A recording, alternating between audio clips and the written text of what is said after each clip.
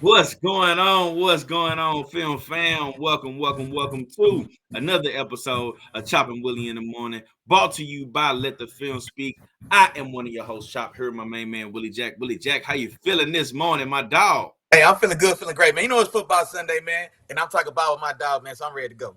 That's what I'm talking about, man. That's what I'm talking about. And that's what I like to hear, man. We definitely got some games to go through. And y'all know what it is, man. It's the preview show. We're going through each and every game that's coming on today. You know what I'm saying? For this, as far as these Sunday games and the Monday night games. So we definitely going to do that. We already previewed the London game, which is going on as we speak, man. So y'all know what we said the outcome was going to be for that, man. So y'all just stay tuned and see what's going on with that one, all right? But, Willie Jack, Mhm. we got a good show for everybody today. We got a good show for everybody. We got some news to come in, you know what I'm saying, that we got to touch on. You know what I'm saying? So we got to go through all of that. But first, we got to go through the house rules, man. That's like that, share, that, subscribe. It's the same as always. We appreciate each and every one of you guys' support. The way y'all come in and check in with us each and every Sunday morning, each and every Wednesday night at 7 o'clock. Like Mm-hmm. I would say, we know we don't wear Come no on, glasses. man. That's just where it go. That's just the way it Because you goes. know what time it is, man. Come on. Become the newest member of the film fam. You know what I'm saying? Tap in with us. You talk to us. You know we talk back. And of course, don't forget to hit that notification bell. How else are you going to know when me and my dog, Willie Jack, got something cooking in the kitchen, when we got something playing, and when we, getting ready to fix something up, man. So you do all those things, and I guarantee you, we will not let you down.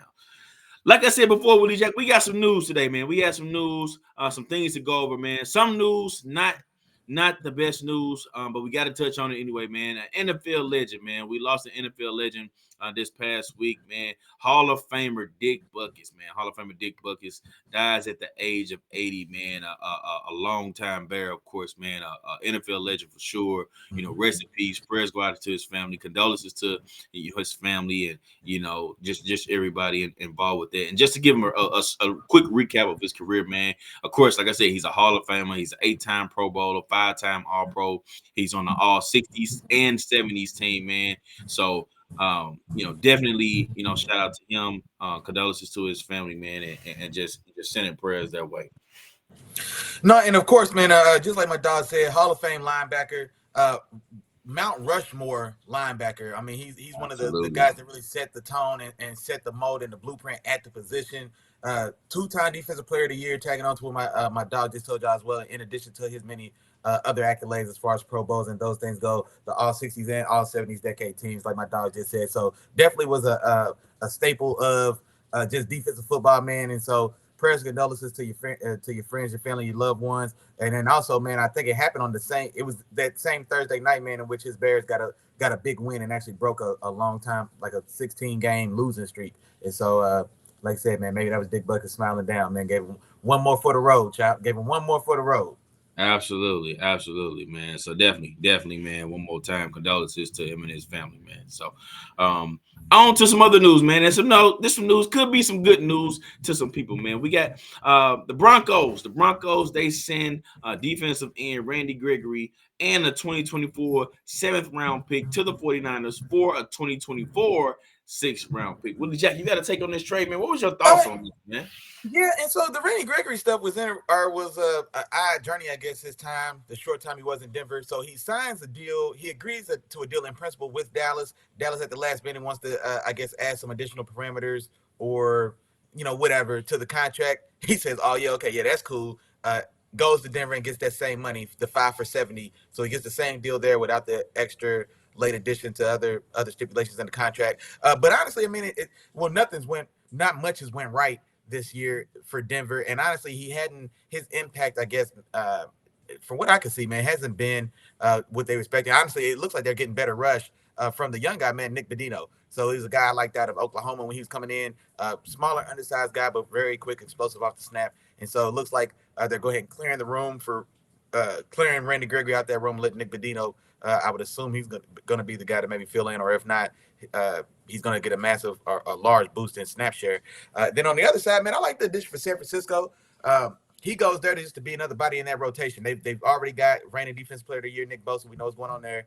They've got one of the best penetrating one techniques in the game, and Javon Hargrave as well. You still got Eric Armstead, and so now you've got another body to throw out offensive lineman as well. So I like to move on both sides, and like I said, well, I like the move for San Francisco. Uh, you buy low on a player in the. Oh no, they still got to pay him. Yeah, it was a trade, so he's still getting 5 for 70. Oh, so no, they no. Okay, so now this deal comes with expectations. Okay, yeah, because 5 for 70, there that trade is coming. Yeah, he's still coming up with that money. Okay, so yeah, no, I take that back. He's no longer just another body to add to rotation. 5 for 70 sound like he's starting. And so I wonder now if Eric Armstead's going to move full time to 3 tech. Is that what we're going to see? Bosa on one edge, Gregory with $70 million on the other edge. You got Hargrave.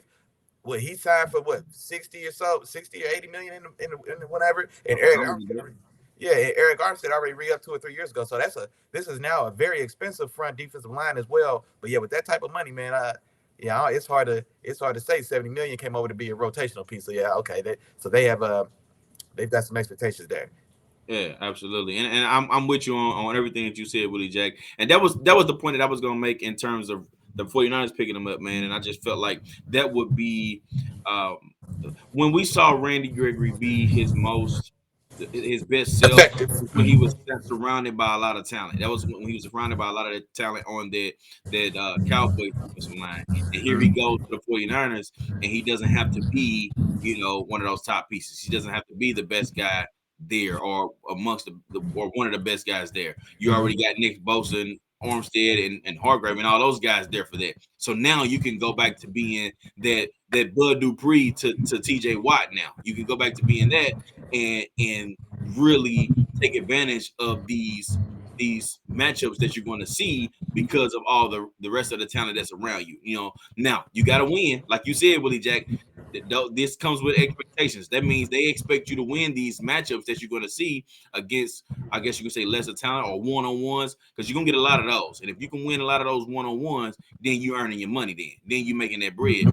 So that's what they're expecting you to do with bringing you over here. But I do like the move for San Francisco because of what we've seen from Randy Gregory in the past. We see that he can be successful, like I said, when surrounded by talent. So I got a feeling they're gonna figure out the best way to use him. And then the Broncos, they just like, all right, we got some talent here. Let's get rid of this money and let's free up some things. Maybe we can start making some other moves down the road, or in this free agency would come this offseason to help boost this team and help us become better immediately. So I like what both teams have actually did here in this particular situation.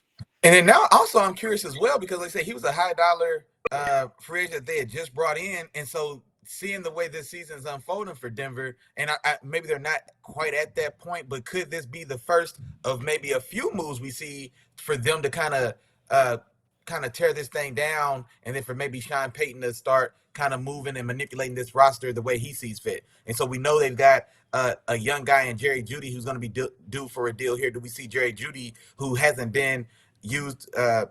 We haven't seen him click or be used in this offense and with this current scheme with him and Russell. So do we maybe see them move Jerry Jeudy and salvage some type of draft capital there as well? Also, a guy like any of these guys, Cortland Sutton as well. Yeah. I mean, you know what I mean? So do we see some of these, or even your dog man, Justin Simmons on the defensive side? Yeah. So I'm just wondering like how deep this goes as far as maybe them kind of purging this roster, recouping a lot of the picks that they gave up when they spent a little bad. It looks to be that they spent that bad draft money for Russell Wilson, and so maybe they start kind of recouping those picks, and maybe they let Sean Payton kind of build this thing up. Yeah, and you bring up a good point because especially when you see like a young guy like Marvin Mims starting to step up and make more plays than a Cortland Sutton, than a Jerry Jeudy, it becomes more of a situation that you just were talking about, and like the young guy from Oklahoma really stepping in and making more plays than Randy Gregory. Then it's like, okay, what are we paying you all this money for then, Randy Gregory? Let's move on from you. Let's let the young guy shine. He got a few more years under his rookie contract. Also, on the other side of that, we got Marvin Mims, a young guy. He's shining. Okay, let's let him shine. Let's get Cortland Sutton or Jerry Jeudy out, and let's start building from there. Let's start figuring out what we got here. Javonte Williams is still young. We've talked about him, and how we like him. So he's coming off the ACL, but next year I expect him to be fully recovered. So we'll see what happens there. Gotcha. All right. On to the next one, Willie Jack. On to the next one, man. Let's go to the Bears. The Bears, man. The Bears send Chase Claypool and a 2025 7th round pick to the Dolphins for a 2025 6th round pick, man. Hey, this slow clap was for my Steelers GM. They got that first pick of the second round to get rid of Claypool. Man, we've seen just how fast he crashed and burned in Chicago. Man, that's an excellent trade. Shout out to my GM, man, back when he was making moves to help the team, man. That was a Steelers fan clap, huh? Yeah, we got out of there, man. Yeah, we sold very high, and man, we got out at the right time. That was a perfect thing for us. Absolutely, absolutely. And with this trade, man, I'm unsure of what this means. And we see this every once in a while with players where other teams just want to see. I feel like this is one of those moves where they just want to see what they can possibly get out of him. Okay, the one thing Miami has, they have speed. The one thing they don't have on the outside when you're talking about receivers is size. You know, a guy that can make those, can go up and get the ball, make those big time plays. Now, don't get me wrong, Tyreek can go up and get it, but he's not your ideal big He's body. 5'10". I mean, he's still he's 5'10". He's probably got a 40 or damn near, but he's still 5'10". Yeah. Absolutely, absolutely. So this feels like a move where Miami just wants to see, all right, what is he? What can he really do? They don't give up a ton for him. They give up a 2025 6th-round pick. I don't think they're going to be hurting for that, at all. But it's just to see what he can do, And I would like to think that to give up a 6th-round pick for Chase Claypool, I think he could be. That's worth it, for whatever that's worth. You know what I'm saying? Whenever you pick it in the 6th round, that guy may or may not make the team. It's a good chance he may not make the team. You know what I'm saying? So those guys are fighting for their life. So I think this is a move where they just want to see what they can get out of Claypool. Nothing else. Nothing else. Maybe he's rejuvenated in Miami, and come in and make a couple plays here and there. Of course, he's not coming in to be some type of starter or anything, but maybe they can get something else out of it. No, and like I said, I like this was a terrible this whole Chase Claypool fiasco, man, this whole Chase Claypool trade scenario was a fiasco for the Bears front office. And I got tongue tied there because you gave up a lot. They gave up a lot to get him. Like I said, that pick we got for him ended up being the 32nd pick of the draft. And if it wasn't for I think the Dolphins having to forfeit a first round pick, that essentially was the last pick in the first round. So that's how steep a price they paid to get Chase Poole from my Steelers, and then he gets there and it is complete dumpster fire. And so now you've got to cut your losses, and like I said, you recoup a 2025 two years from now. Nobody's gonna remember that 62 years. You recoup a 2 years from now 6th-round pick, and if you're the Dolphins, I love to move for the Dolphins because, like I said, you buy low. He's still on this is the last year of his original contract, so he's due to be a free agent. So Chase Claypool gets to see if he can salvage his career, which looks to be fading out, fizzling out just as fast as maybe it started. And so for him, I would imagine he's got to be, he should be, I hope he's aware enough to realize the opportunity that he has in this offense. He's going to be the third option, assumingly, or even less than that, but the third option in that receiver room, assumingly, whenever he's on the field with Waddle and Hill. And so, can Mike McDaniels maybe get the best out of him in a way that we haven't seen since his rookie year with the Steelers?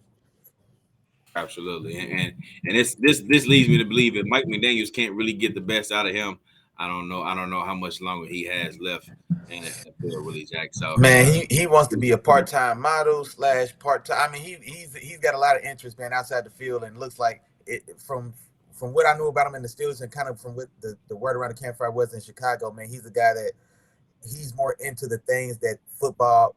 He's more into the things that football brings him than he is football. And so he's a guy that's more into the fame and recognition for just being an NFL player than being the best NFL player. So gotcha. That's kind of the word around campfire. Feel that. All right, Willie Jack, on to other news, man. And this for sure is some good news. All right, this is for sure some good news. This is news we've been talking about a lot in the offseason, man. And we've been talking about running backs, man. So, hey, let's go ahead and do it, man. This is a bag alert. Come on now. Running back Jonathan Taylor, man, of the Indianapolis Colts. He signs a 3-year, $42 million deal, man. And we love to see it, man. Come on now, let's. $42 million. 26.5 guarantee. Willie Jack, go ahead, holler. There we go, man. Let's cue the King Dolph get paid. Like you said, man, well deserved. Love to see this deal. And this is what happened. You see this? You see this, Saquon? You see this, Saquon? Because it's you in particular, bro. Like Josh Jacobs, I think your situation was different. But Saquon got punked in that New York Giants front office, man. I don't care what nobody says. There was no reason at all that he should have caved and took that 1 year, $10 million deal commensurate with the franchise tag. Stand your ground. I think he's a guy. He could have played the same game, or he could have held his own and stood his ground like Jonathan Taylor. And I think this deal, 3 for 42, is 14 a year. Now he's still not the highest paid guy, okay? Because Chris McCaffrey's still the highest paid at 16, and well deservedly so, because he's the best in the business. Now, whether or not maybe he could have been the next highest guy, because the next highest guy is an extremely overpaid Alvin Kamara at $15 million. So maybe I'd have had pushback there a little bit from Jonathan Taylor's camp. Like, okay, yeah, okay, I'll give you C-Mac. He's an animal. I don't want to be paid less than Alvin Kamara, but like I said, that's here nor there. 3 for 42 is still damn good money, and especially in a stingy running back market like we've seen. He's $2 million more than Nick Chubb. He's $2 million more than Derrick Henry. Both those guys are sitting at 12 and change, and so this is very good money, and definitely happy to see that this ends up working out. I love the time frame of this deal as well, 3 years, because especially if you're a running backs can't afford to sign a 5-year contract because you may have 5 prime years. So I do like that it's going to be 3 years. I think he's only 24. So I believe at the end of this contract, he's going to be 27, 28, and that should still, assuming he's healthy, of course, still a 400 chance to maybe get another 2 or 3 year deal, and maybe for some decent money as well. So excellent deal all the way around. And then also on this Colts side, Jim Irsay, I know you was talking to Big Talk, Big Dog, and we see when it like I said, man, when it came time for the bullets to start firing, let's go ahead and get it done. Get our best player on the field. You've seen some spark and you've seen some excitement in your young rookie quarterback. Let's go ahead and get him the best possible running mate that we can in Jonathan Taylor. So I love this on both sides. Gotcha. I love this on both sides too, Willie Jack. Go ahead and bring him in. And at the end of the day, and this is the one thing I like to say all the time, is that at the end of the day, man, you can find a running back. You can go find somebody to come in and fill in and do all right. But ain't no other Jonathan Taylor. You know what I'm saying? Ain't no other Saquon Barkley's. Ain't no other these top guys. There's none other. You know, you're not gonna find another Christian McCaffrey. You know, so you're not gonna find these guys. So these are the guys you pay. You know, these are the guys you go out and pay. And this is what we've been talking about and what these guys have been fighting for all offseason. The reason they had a lot of those meetings. And yeah, you're right, Willie Jack. You know, I'm a big, of course, you know, I'm a big fan of Saquon Barkley. And you're right. If he sits out right now, especially with the way that the New York Giants are playing right now, it's too late now. But I'm just saying, if he sat out and he's on the sideline looking at this New York Giants team, you know what I'm saying, and everything they've been through thus far, you know what I'm saying, and how terrible they look. If he's sitting on the sideline and he's watching this team do this instead of being a part of those first 2 games, it's a whole different story. It's an entirely different story. And he gets to be like, look what I do without me. Yeah, he gets to use it to his leverage. Exactly. He gets to use it and say, hey, look, y'all wouldn't go pay these other guys. Now look what you get. You still 1-3 right now. That's what you are. You know what I'm saying? You looking terrible on Sunday Night Football. And it definitely, that's the crazy part. It would have been so much pressure on them because that was a primetime game they just played last week. That was in primetime. They've had 3 primetime games. Yeah. Got a chance to see this New York Giants team and how terrible they look. So they definitely would have been able to say, all right, Jonathan Taylor get paid? Okay, it's Saquon's turn. Let's go ahead and get him paid too. So, yeah, I'm with you there, Willie Jack. This would have definitely played out in his favor. But, hey, you know, he gave in. You know, it is what it is now. It's too late. But I hope this is a trend and they continue to pay the guys that's worth it. The guys that's special, the guys that deserve it. Pay them guys, man. Get them their money, man. So, I'm with you there. All right. Okay, well, Jack, that's pretty much all the news, man. Now it's time to get into these games, man. Time to get into the games, man. And the first game we're going to get into is the Thursday night recap, man. We had a Thursday night football game. We had Chicago Bears. They went to Washington to take on the Commanders, and Chicago ended up spanking them boys. 40-20, man. 40-20 on Thursday night football, man. It was an exciting game, and Chicago came away with a W. Willie Jack, what was your take on this one, dog? Man, I tell you what, man, Chicago, who played 3.5 quarters of excellent offensive football last week, they were able to still harness the progress they made in that game, and then they were able to kind of mimic it or carry it over into on the short week on the road on this Thursday night game. Now, Justin Fields wasn't necessarily as clean in this game as he was in that one. I think he started 16 for 16 in that last one. I think he finished 21 for 25, etc. So not as clean. He goes 15 for 29, 282 yards, but does throw 4 touchdowns in this game and also does rush for another 57 yards. But honestly, for me, the story of this game was Chicago came out extremely motivated. They were using the fuel of letting that game slip away. You could tell that the coaching staff and that team, they used that them letting that game slip away, they used that as proper fuel. They came out definitely ready and looking to get that lick back. And it looks like they just kind of came out and caught a flat Washington team. It looks like Washington just showed up. It was just a short week regular Thursday game. And for Chicago, it really felt like they played with a real sense of urgency. And like I said, man, they were in the midst of like a 16 or 17 game losing streak. They came so close this last week. And then yeah, man, they really just came out and kind of took it to a Washington team who kind of got going late. Story of this game, though, DJ Moore, man. DJ Moore, and I'm going to flex for this one because I've been championing DJ Moore and his talents as a guy that I've been feeling like he's the number one guy, man. He just ain't got number one opportunity. And here we go, man. He's on the big stage on a short week on a Thursday night. Now, against the Commanders, I'm not saying he went out there and lit up, San Francisco's defense, but it is what it is. 8 for 230 yards and 3 touchdowns. And of that 230, I think half of it was after the catch. And so I know one of his touchdowns was like a 40-yard touchdown in the left end zone corner, which was an excellent catch. And that was a legitimate dime from Justin Fields, man, a beautiful pass. No, it wasn't even that deep, like a 25-yard pass. But he did a lot of leg work on his own to get that yardage, man. And if we look at Fields' day, 282, well, 230 of them went to DJ Moore. He threw 50 yards to anybody else wearing a Bears jersey. So this was DJ Moore's show, man. He came in and took over and really dominated this game. And so kudos and kudos and but only three people caught passes, man, and one of them was wide receiver. The other 2 were tight ends. Look, and I'm telling you what. Oh yeah, and Cole Kmet, I think had a touchdown in this game. Yeah. Cole Kmet and Robert Tonyan caught passes in this game. DJ Moore caught the rest of them.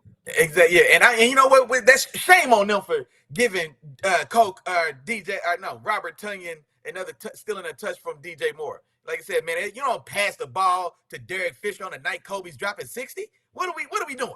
Get the ball to DJ Moore, man. But no, so kudos and congrats to them, man. I'm glad to see them break that streak. Definitely happy for DJ Moore, man. And then their connection has been electric all this year.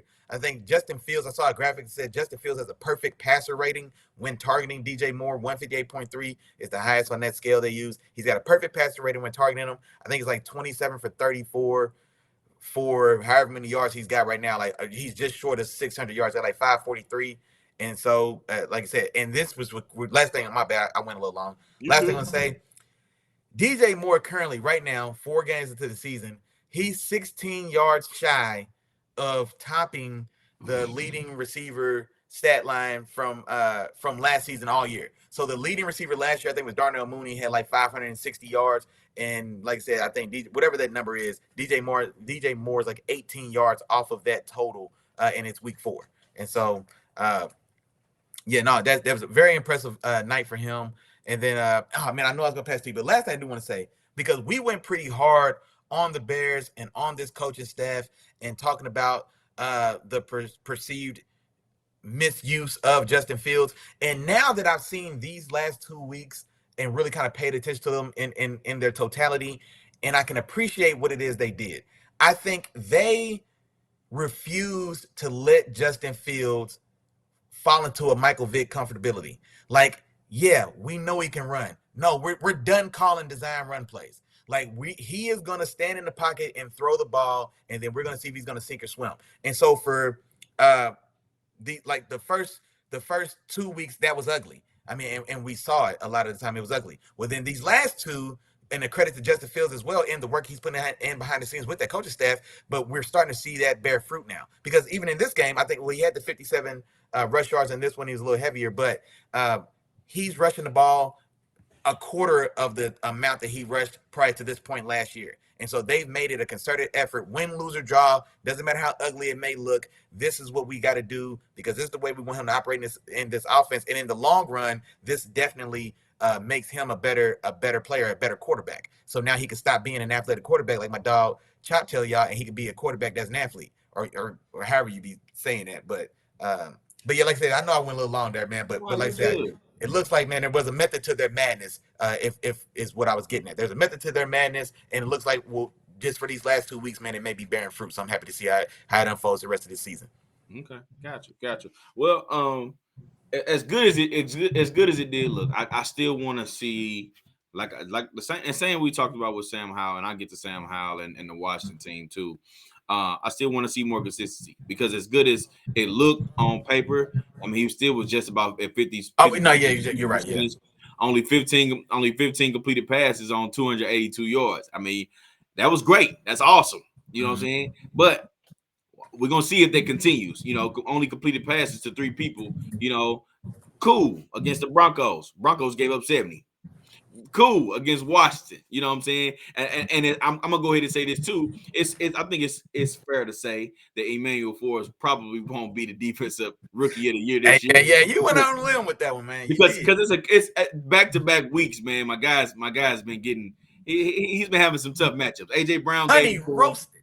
AJ Brown gave it to him, and then come back the week after that, man. DJ Moore came in and gave it to him again, man. He was just like, "Hey, man, he got pulled for a certain stretch of that game too." Man. Yeah, man. So it's a little rough there. So I still want to see a little bit more consistency with that. You know, now we'll say the next 2 or 3 games in terms of Justin Fields and his matchups, he got some pretty good matchups. You know what I'm saying? I think he got Minnesota the next week, then he got the Raiders, and then he follows that up with the Chargers. 3 teams in a row that haven't been able to stop anybody. So that'll be a 5-game stretch, you know, where Justin Fields has favorable matchups where they can go out and I think it's going to be deja vu from last year where he runs into those matchups and he went on that little run where it was like, okay, now we seeing what we thought we was going to see from Justin Fields and so on and so forth. And it was very exciting, very, very, very exciting, you know, but when it came down to it, you know, they still weren't able to have the team success, you know, that they wanted to have. So I want to see a little bit more of that. You already gave the props to DJ Moore. I'm giving the props there. We already ran through the numbers, so on and so forth. Here's the other part. I want to see what they do with this running back room. Roschon Johnson was out with a concussion. Khalil Herbert gets hurt in this game. And then the third string running back also gets hurt in this game. Deontay Johnson was a healthy scratch in that game too. So this next game, I want to see what do they add a running back. I'm sorry, go ahead. Did I say Deontay? Yeah, you said Deontay. Yeah. What's the guy that was at Carolina? Foreman. Deontay Foreman. Oh, yeah, Deontay Foreman. Deontay Foreman. From Texas. Oh, okay, no, Carolina Panthers. Okay, there you go. Yeah, he came from the Panthers. Yeah, so I want to see if they have any changes for this next week because their running back room was a little banged up. So we'll see what happens there. In terms of Washington, this is kind of what I was talking about, man. And one, the defense didn't show up. It didn't show up at all. And of course, we just talked about the defensive backs getting roasted that particular game, specifically whoever was guarding DJ Moore this entire game, or Cole Kmet, the tight end, you know, who was wide open a few times up the middle of the field. But like the consistency from Sam Howell, you know, I want to see more consistency from him. You know what I'm saying? They threw the ball first and foremost. Sam Howell handed the ball off 6 times this game. 6 times he handed the ball off. They ran a total of 10 times. 4 was from Sam Howell. So it was Sam Howell or Brian Robinson. Those are the only 2 runs they game. Sam Howell ended up throwing for 388 yards on 51 attempts. That's a lot of attempts, man. That's a lot of attempts. And I want to see more consistency from him. I want to see more consistency before I can say, all right, I think he's going to be that guy moving forward. You know what I mean? Because like I said, their trajectory up and down, up and down. They have some good games where it's like, all right, they might be a team. Then it's like, all right, who are you now? Who are you? And this is what kind of boggles me, you know, in terms of like, who is this team? They go out and they compete to the wire against. Now that's a divisional matchup against Philadelphia, and then win some other tough games. But then you go out and lay an egg against a team that ain't got a W all season. So I'm still don't know what to make of this team, but I want to see consistency before I, you know, just say I think this is the guy going for it. No, I'll just to rebuttal you a little bit on Sam Howell. 388 on 37 for 51. And so here's the thing though. 37 for 51 is it's like almost 70%. So he did have some pass. He threw some beautiful hole shots, some beautiful, like he threw some beautiful passes in this game, like excellent upfield passing. And the thing about it in this game, he was most inaccurate on his short throws. You know what I mean? Like I feel, or at least in my opinion, like on like low on dump outs to the flat, or even in the short middle, being a little later, being a little behind.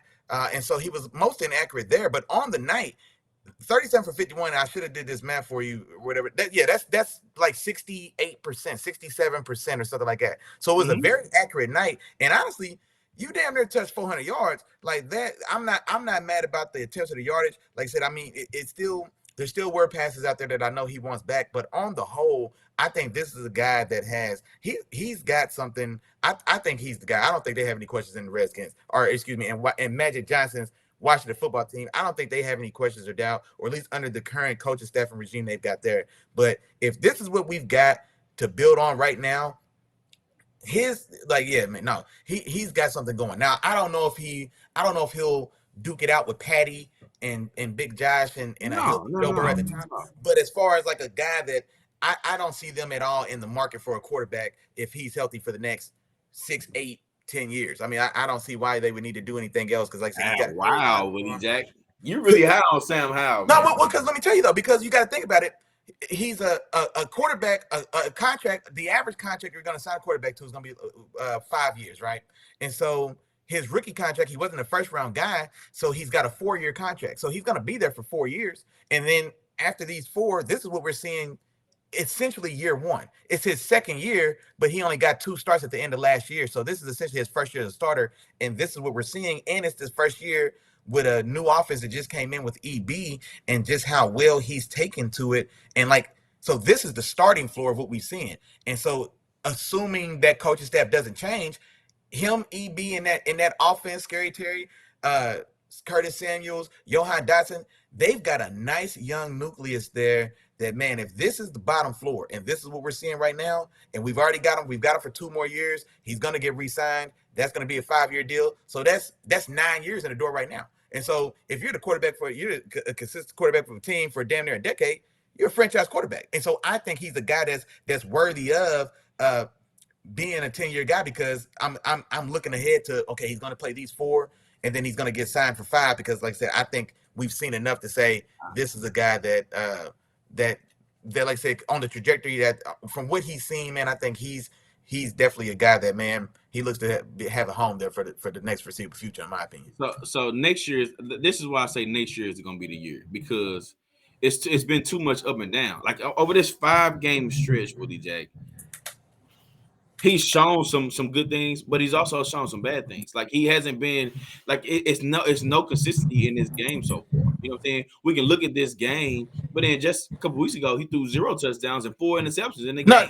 No, it was a rough game. They got their ass beat for sure. But like I said, but I'm saying, they 2 and 3, Willie Jack, is what I'm saying. So what all I'm saying is, I'm with you. I'm with you on he's gonna have to show growth. He is. He's going to have to show growth, and if he shows that growth, then yeah. But what I'm saying, from what I've seen from week 1 to week 5 in Sam Howell, I'm not ready to just say, "Oh yeah, this is my guy for the next 6 to 8 years." That is a huge stretch, Willie Jack, to say this is my guy the next 6 to 8 years. Hey, that's all right, man. Next year, if he comes out next year and looks exactly the same as he's looked this year, yeah, no. Then you in the same situation as the New York Giants. No. You don't keep going with a quarterback like that. He's shown me more as because one thing you said there is like, well, they're 2 and 3. Well, I'm not. If they could have been 4 and 1 with Trent Dilfer, I'm saying like his play. I'm not basing it off of the team's win-loss outcome, because right. Because that's what I'm saying. So I'm not going to use their 2 and 3 as going to be the. But he's played terrible though. Is what I'm saying. No. He didn't play terrible in that damn game. What? 4 interceptions, Willie Jack, and he played terrible on Thursday night. Sam Howell played terrible on Thursday night for one. No. I'm not talking about just this game. I'm talking about the collective. His first 5 games. He's definitely not been terrible. He's not. Oh my God, Willie Jack! 4 interceptions and 0 touchdowns is not terrible. That's one game. So if we can, it's a collective. It's not just. We ain't just talking about Thursday night. Hold on. we can't call him great off of this one game, and then we can't say he's terrible because of that one game. Right. I'm not saying he's terrible. I'm saying he's been inconsistent. That's what I'm saying. What I'm saying I said that was a terrible game. No, what I'm saying is there's way more good than there is bad in Sam Howell's game. That's a fact. You blind as bat. No, you blind. You tripping. Man, you crazy as hell. I mean, don't let me remind you of all the misses you done been. Man, you crazy, man. I've got this magical third eye. Misses happen. You done missed too. You like, don't sit up here and act like you just perfect with the. And you lucky we ain't live, because as a matter of fact, we're day one game Jarrell, man, to run my resume, man. Because who introduced y'all to guys? Your resume. Who introduced guys to y'all to guys like DJ Moore, to Roquan Smith? Man, come on, man. My track record speaks for itself. Hold on, you introduced us to those two guys, Willie Jack. Bro. Don't play with me, man. My resume. My roster's deep, Chop. My roster's deep. I gotta go through the pages, boy. I gotta go. Well, go through it. We'll talk to me. Go ahead. Run your resume down. Look, Sam Howell has the goods, man. I'll stamp it. Sam Howell has the goods, man. He does. And like I said, if this is where we're starting, I'm taking that 7 days a week and twice on Sunday. If this is where we're starting for what we've seen, like I said, I'm not saying that it's perfect Peyton Manning in year 8 football, but no, this guy definitely, from what I've seen so far, he has the goods. He's going to take his learning curves. He's going to take his bumps in the road as well. I remember those early years of Andrew Luck before he figured that out as well. Like, I'm telling you, like, this is a guy, I see his arm, I see his athleticism, I see the touch and velocity that he throws the ball with up the field, and it's an electric arm. He's an electric passer. This guy has goods, man. I'm telling you. Don't worry about it. And listen. In 2 years, I'll be able to remind you again about it. No, and that's fine, Willie Jack, and that's fine. This ain't my L. What I'm saying is, I'm just not ready to stamp him just yet. I just have to see improvement. That's all I'm saying. I never said he wasn't. I never said he is, but I'm not ready to stamp him as he is. That's all I'm saying. That's what I want you to understand. But you said you ready to keep him for 8 years, bro. Bro, he's gonna get a second contract. No, from what I'm saying right now, it's more likely than not that he's going to be a guy that sees a second contract. And if he sees a second contract, we can assume it's going to be a 5-year deal. And so that gives him a decade in that building. If you spend a decade in that building as a starting quarterback, then by definition, we will refer to that style of player as a franchise player for the organization. He's going to be there for a decade. Make a damn good money. Boom. That's the path I see him on. I don't see what I'm saying is like that's the path I see him on. He's on this franchise quarterback path. This is what I'm seeing. Kenny Pickett's not on the franchise quarterback path. They've been in the league at the same time.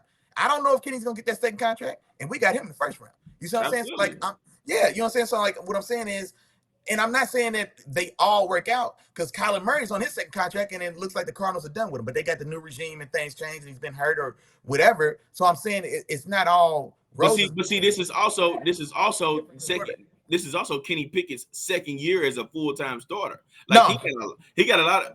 No, he didn't start. Mr. Trubisky started last year. So, right, he started to begin. How many games did Kenny Pickett? Kenny Pickett started about 8-9 games though. Is what I'm saying. No, that's what I'm saying. So, right. Let me finish. Sam Howell started 1 game, so this is the first year we get a chance to really see Sam Howell. Next year is the year we're going to be looking for improvement from Sam Howell. Am I? Just let me know if I'm wrong. Are we looking for improvement from Sam Howell? Yes or no? Next year, bro. We want to see this improvement consistently. So that's never going to stop. That's a sunk cost. That's what I'm saying. Like, we're not looking for improvement from Patty Mahomes. We're not looking for improvement from Joe. But all these guys are always needing to be better than you were yesterday. So that's an endless pursuit, a pursuit to be better. But what I'm saying is he's a guy that has the tools that looks like he's on the path to being that organization's franchise quarterback. That's what I'm saying. I'm not, I guess maybe the way I said it, maybe it's not the way you said it the way you said it. You stamped him. You said he's gonna be there. I see him being there for I see him being in that building I see him getting a second contract. And I'm telling you, I've seen him for 6 games. I'm more impressed with him than if you're right, I'm gonna do what I always do. I'm gonna say, hey, good job, Willie Jack. Hey, you promised like I always do, don't I? Have I ever? I'm just saying, man. He's got something, man. I'm gonna say you're right. I'm gonna say you're right, Willie Jack. I'm gonna always do that. All right. My dog. My dog. Already. All right, man. Let's go and jump into some of these games, man. We've been talking a little bit, man. I know we've been talking a little bit about Sam Howell. Let's go ahead and jump into some of these Sunday games, man. And the first one we got on the slate, and I know, and before I jump into this is the first week of bye week, y'all. First week of bye week. Oh yeah.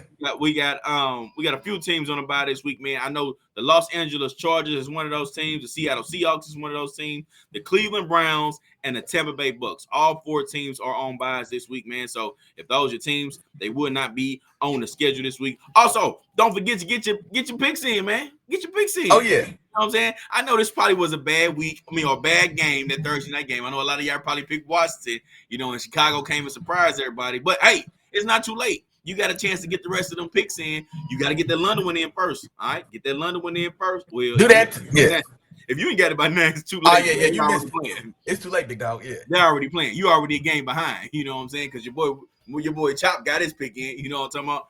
But you better get your picks in. 11:55. If you ain't got them in, it's locked in. The board is locked. You know what I'm saying? Y'all got about an hour. They got about an hour and 10 minutes. Hey, when you can't make no moves, that's what you do, right? You got to knock. Yeah, they don't know about that. Only my real dogs know what's going on when it comes to only my real dog. But on to this game, man. We got Houston going to Atlanta to take on the Falcons. Willie Jack, who you got in this one, dog? I'm taking Houston on the road, man. CJ Stroud. Oh, my dog froze. He froze on him. I guess I'm going on him. You froze? I'm not froze on my screen. You going? Yeah. Can you hear me? I can hear you. Can you hear me? You lost me? I think that's Joe. Jack froze. What it is. I was going to say, I don't know if I froze, he froze, whatever it is. So I'm gonna go ahead and go. Well, my dog Willie Jack going. Can you hear me? You froze on my screen. Oh, okay. No, now you've unfrozen. I can hear you the whole time, but you were froze on my screen. Can you see me now? We good? Okay. Come on with it. Yeah, we good. Okay, so I'm gonna take Houston, man. I didn't hear you, so go ahead, run it back, because I ain't hear you. No, I got you. I'm gonna take Houston in this game, man. CJ Stroud has improved steadily over these first 4 weeks of the season. I saw firsthand the game he had last week against my Steelers, man. But deeper than that, the game he had the week before in Jacksonville as well. And I think he's a guy that there's been a steady visual improvement. It's not hard to see his improvement week over week. And so I like the path and the trajectory they're on. They are going on the road to Atlanta. And the same thing I'm going to have the same story for Atlanta most every week until we see something from Ritter, the quarterback there, that shows that he can do something to protect Bijan in that running game, to keep defenses honest. Then it's going to be tough sledding for this team the moment somebody goes up 7-0. Or no, you know what? 10-0. 10 points may be too much for this Falcons team to overcome. You know what I mean? Because that's how inept this passing offense appears to be with Desmond Ritter pulling that trigger. And so I say all that to say I'm taking Houston on the road in Atlanta. Houston's defense, regardless of what they did to my Steelers this last week, that it's a unit that's a little banged up. I know in the game we played them, they were missing, I want to say, a couple key guys, but that unit is still could be susceptible against the run. The only bright spot that we had in my Steelers game last week was we were able to run the ball effectively with Najee Harris. We just didn't give him the ball enough. Shout out to you, offensive coordinator in Canada. But so I do think Atlanta may have some success on the ground, but I've got Houston going and getting this W. I'm going 27-20. Gotcha. And the run defense of the Houston Texans is the reason why I'm going Atlanta in this game, Willie Jack. I'm going Atlanta in this one because I do think Atlanta will be able to do what they like to do, and that's run the ball. Okay, and anytime that you're there, they will be able to run the ball successful. Is even as bad as Desmond Ritter will look, I think that'll help him out a little bit. It'll make things a little bit easier for him. Now it won't. He still won't go out there and be, Aaron Rodgers or Tom Brady, anything like that. No, I don't care. We won't see that at all. But because they'll be able to run the ball, that'll still open up a few different things and make things just easier for him. Easier reads, more time in the pocket, just make things a little bit more simple for him. So with that being the case, I expect Atlanta to come away with the W in this game. I like this start of Houston. I like what CJ Stroud is doing. But I'm not sold just yet, man. It all looked pretty. It was all cool. But at the end of the day, I don't necessarily see This Atlanta, I don't see this Houston team really being able to beat this Atlanta team, especially with a lot of the talent that they have on even on both sides of the ball. Jesse basically having a good start to his season. So Oh give yeah. me Atlanta over Houston in this game, and I'm gonna go with I guess my final score will be give me 26, 26-23 in a close one. 26-23 in a close one. I got Atlanta over Houston. A lot of field goals in this game. Okay. Yeah, man. Yeah. So that's where we roll. On to the next one, Willie Jack. We had Carolina. Carolina, they going to Detroit to take on the Lions, man. And I'm gonna jump into this one first. I'm gonna go to Lions, man. And it's real simple for me. I'm not gonna stay in this one too long. Man, the Carolina's been struggling. Both sides of the ball. Offense, defense, they can't block or protect.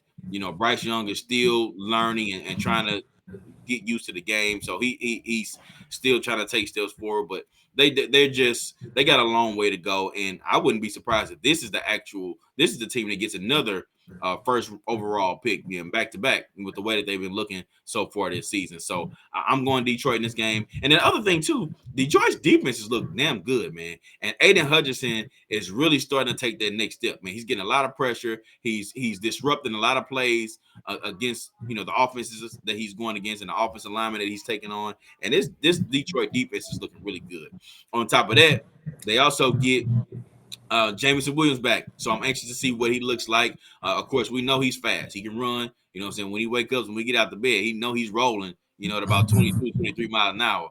But, I want to see what this looks like. Some other injuries to take notice of. Amon-Ra St. Brown, he might not be playing this game Oh. with an I guess an abdomen injury, and then Gibbs is looking doubtful. Gibbs is probably not He going to got play. downgraded. Yeah. Yeah. So now they've been using Montgomery a lot anyway, so I don't expect that to change too much in terms of what they do on offense. But if Amon-Ra St. Brown is out, I think that's going to change up their offense a decent amount, but still not enough for them to not come away with this W. And I mean, Detroit, they put up 30, don't they, Willie Jack? That's what we say, right? Oh man, hey, look, and you know what? That's a perfect segue. Oh wait, did you give me your score? I'm about to give it to you now. That's why I was setting it up for myself. So yeah, give me Detroit 30. Give me Detroit 30, and I'm gonna go Carolina 17 in this game, man. 30-17. Detroit comes away with the W. No, and it's funny you say that, man, because just the same way as you, man. Jared Goff going for 30. I've got this game 30-16. And so you gave Carolina 2 touchdowns. I gave them 1. And then on the Detroit Lions side, the rookie nickel corner Brian Branch, he's ruled out for this game. And so I just double checked it. So I see that he is actually going to be out. And he's, like I said, though he's a young guy, man, this rookie class has definitely left their mark on this offense, or excuse me, on this team, and more specifically on defense. With him and Captain Jack Campbell both being, like I said, man, very integral parts of this defense. Given, like I said, they're both rookies, so he's out. But yeah, still all told, man, I definitely expect Aiden Hutchinson and that Detroit Lions defensive line to get after Bryce Young and be able to get some pressure there, because Carolina has been inconsistent with their pass protection as well. But yeah, I look for a big day, man, from Detroit to get this one done. Just don't see Bryce Young and those guys having enough ammo to keep pace. 30-16 Detroit. Gotcha. We're rolling through, Willie Jack, rolling through. Let's move on to the next one, Willie Jack. We got Tennessee going to Indianapolis to take on the Colts, and JT is back. Willie Jack, who you got? Yeah, man. And this is back. Willie Jack, who you got? Well, y'all better make you start rapping on here, boy. Y'all better start playing. Hey, well, I'm saying we're gonna get you signed to Could Have Been Records. Man, where's Drewski at, man? Somebody holler at Drewski, man. Get our dog on Could Have Been. Hey, man, we ready. Give me the deal, bro. I need a deal. Yeah. But man, and you know what, man? This game initially, I wanted to go Titans. This is one, like, I've got 2 games that I haven't chose yet on my sheet. This is one of them, and of course it failed to me to go first. JT coming back worries me a little bit, man, because you know what? He's the first game back, even though they are at home, but still his first game back. I'm going to go with Tennessee. I'm going to go with Tennessee and Mike Vrabel to keep this party going. So 2 weeks ago, they get themselves embarrassed by by Cleveland. Then they get the bounce back win against Cincinnati in dominating fashion. And so now Mike Vrabel takes his grizzled stalwart defense to face the electric rookie and Anthony Richardson. Now, like I said, he does get Jonathan Taylor back. I don't know his usage and what they're going to do getting him back acclimated to this game. So I don't know how much we'll see of Jonathan Taylor and whether or not he's going to swing the needle. So I'm gonna go ahead and go with Tennessee to get this done on the road. I think Vrabel is a guy. He's off that Belichick tree. We know Belichick and what he does to get after rookie quarterbacks and inexperienced quarterbacks and help them have long days. And I think Vrabel can have that same style of effect on Anthony Richardson. I'm gonna go 24, 24, 21 and a 24-21, yeah, and a tough, hard-fought victory on the road for Mike Vrabel's Tennessee Titan team. Gotcha. And I'm going. Hold on. You say you went Tennessee Titans? Yeah. Oh yeah, that's 2 games up. Give me Indianapolis, man. Indianapolis on this one. Ain't no way they lose in this game at home. JT is back. That crowd gonna be fired up. This team is gonna be ready to go. They're gonna be ready to go. The boy got paid. The boy is happy and healthy. You know what I'm saying? The read option is gonna be looking beautiful. That read option is gonna be looking beautiful with Anthony Richardson and JT, man. You know what I'm saying? It's just, oh man, hey, don't do that no more. Don't do that no more. Was it a pause? Hey, yeah, My bad, man. My bad. Man, your voice got too soft and you had like a little body wave going, hey man. My bad, dog. My bad. I ain't mean to do it, dog. But look, man, I just think it's gonna be too much on Tennessee to try to stop this team. And on top of that, too, Anthony Richardson hasn't looked bad passing this ball. You know what I'm saying? So I think that if they do try to add another guy and put him in a box, I think that's going to open up more things for Michael Pittman. I think JT coming back is going to make the players around him that much better because now you have to pay attention to him. You know, we've seen Zach Moss have a solid game, but other than that, their running backs haven't been able to get it going. You know, but now you got a back that can really get it done. A guy that a former 1,800-yard back, a guy that if he sees that hole, he's gonna hit that hole, and if he got some space, he can take it the distance. He can go 80. You know what I'm saying, with no problem. So, and he's 230. So you're gonna have to sit there and wrap up too. You know, so this is what we're looking at when we're talking about JT and his impact coming back, and when he does that read option now, bars, huh? That was another bar, but JT and his impact coming back. Well, that boy spitting today. That boy spitting, dog. And it's just flowing. It's just so natural, man. It's just falling off. You know what I'm saying? Just, hey, man. Hey, so, go ahead, just a little bit. So Tennessee is a tough team. It's gonna be a tough matchup. You know what I'm saying? This is a divisional matchup. Them guys gonna play hard. You know, but I think that Indianapolis is going to be able to squeak this one out. I got it's a close one, too. Derrick Henry has shown that he's back, so it's going to be a tough matchup for that defense, too. So give me 20-17. I got Indianapolis at home winning this 20-17, and they ride the energy and the wave of getting their star guy back, man, and that's what we're going to see.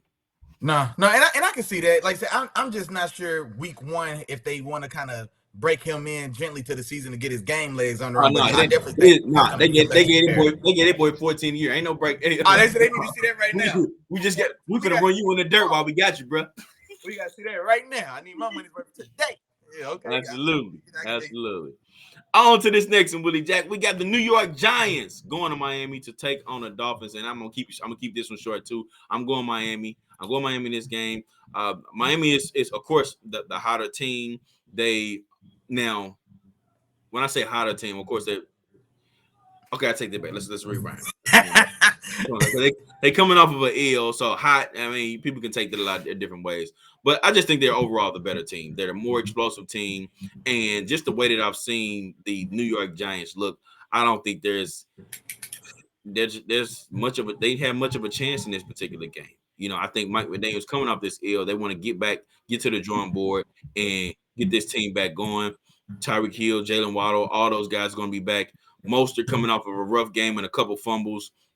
Devon Achane really stepping in and showing that he can be a very, very valuable piece of this offense too. And we say it all the time. Everybody knows they got a track team, man.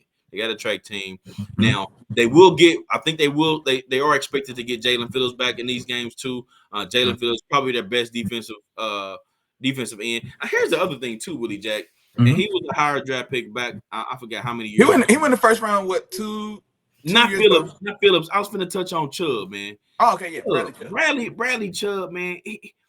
As high as the expectations I've kind of had for him coming out, or the expectations were when him coming out, it just seems like he hasn't shown to be the consistent, pass rusher or disruptor that the teams that he played with, the Denver Broncos and Miami Dolphins, have expected him to be. It just seems as if he's there. He flashes the potential here and there, but it's not consistent, and it's not, like I said, the guy that they want him to be. So I want to see more from Bradley Chubb. Jalen Phillips, I think he is the best guy, the best defensive end that they got. Christian Wilkins is still over there. I think he's the monster, but I want to see more from Bradley Chubb. I need you to show up, man. I need you to cause more of a disruption, because this defense, as good as I thought they were going to be, hasn't showed up much. Now, maybe this changes when Jalen Ramsey comes back, because Jalen Ramsey can do a lot of different things, and add a different type of dynamic to a defense. But as of right now, with what I got a lot of talent, and I'm just not seeing much.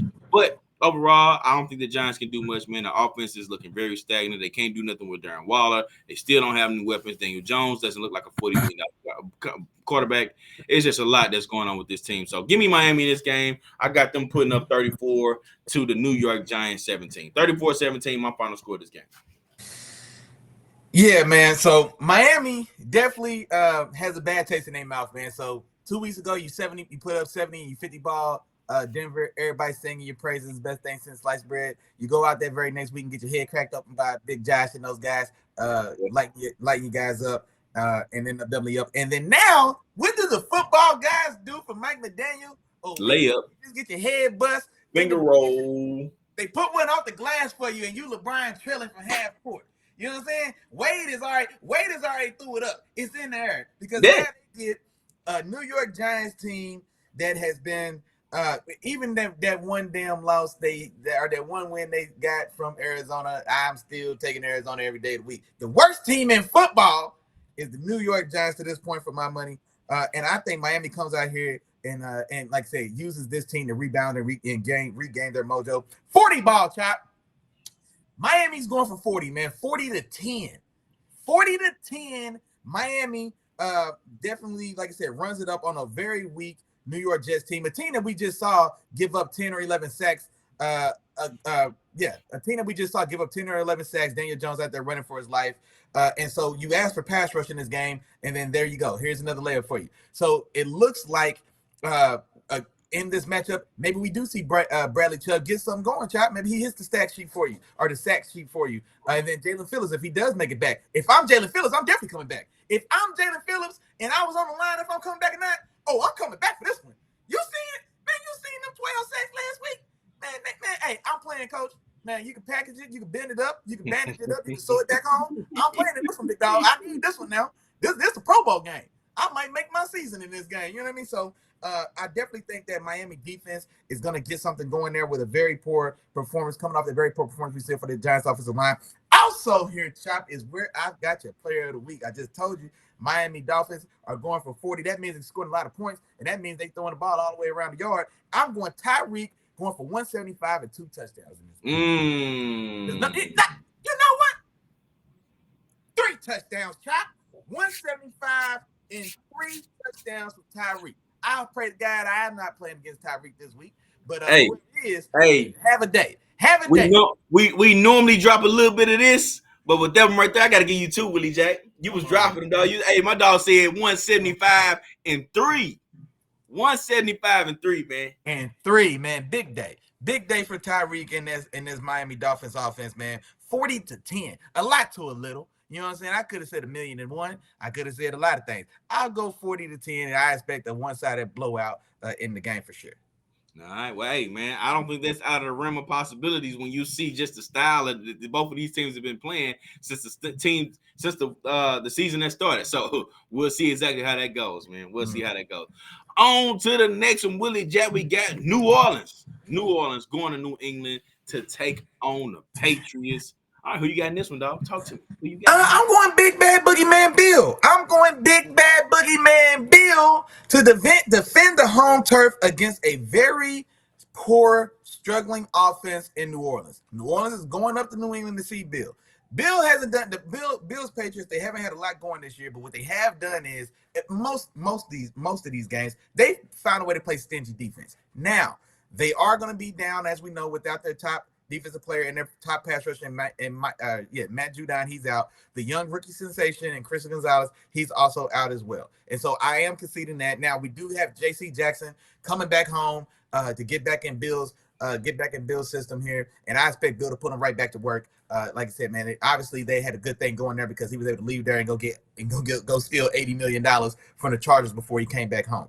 And so, but just as poor as this New Orleans offense has been, and I think you had made a comment about their offensive woes on last Wednesday show. They haven't scored a touchdown in the first quarter of the season or in the first quarter. They haven't scored over 20 points yet. And they haven't scored over 20 points in a game total. But I've got New England finding a way. Big Bad Boogeyman Bill gets in the lab, makes life difficult for an offense that's already struggling. I've got 20-13 in a very ugly game. Nobody's going to enjoy watching it all. But Big Bad Boogeyman Bill is going to get this dub 20-13 at the crib.